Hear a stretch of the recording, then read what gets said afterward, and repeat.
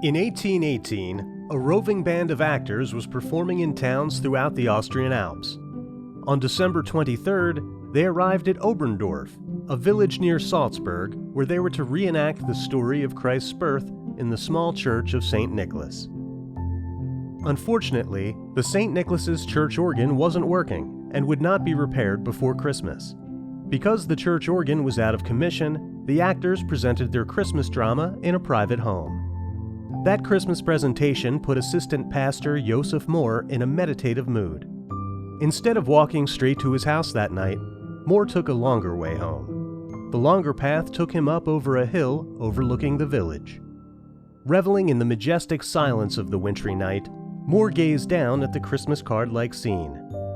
His thoughts about the Christmas play he had just seen made him remember a poem he had written a couple of years before. That poem was about the night when angels announced the birth of the long-awaited Messiah to shepherds on a hillside.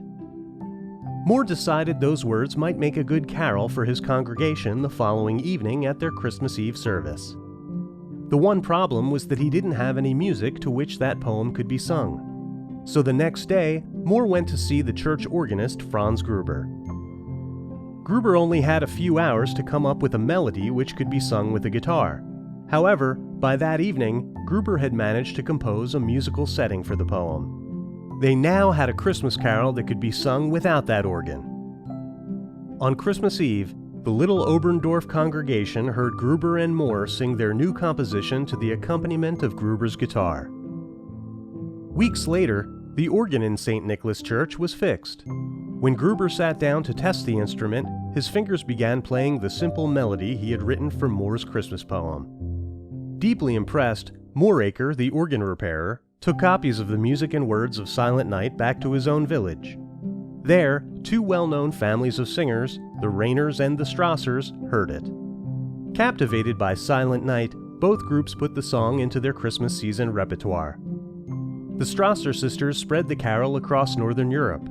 In 1834, they performed Silent Night for King Frederick William IV of Prussia. He liked it so much that he ordered his cathedral choir to sing it every Christmas Eve. 20 years after Silent Night was written, the Rainers brought the song to the United States, singing it in German at New York City's Trinity Church. In 1863, nearly 50 years after being first sung in German, Silent Night was translated into English. 8 years later, that English version made its way into print in Charles Hutchins' Sunday School Hymnal. Today, the words of Silent Night are sung around the world in more than 300 different languages.